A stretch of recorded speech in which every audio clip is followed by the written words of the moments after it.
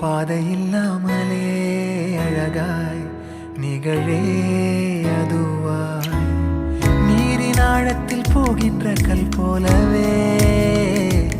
ஓசையெல்லாம் துறந்தே காண்கின்ற காட்சிக்குள் நான்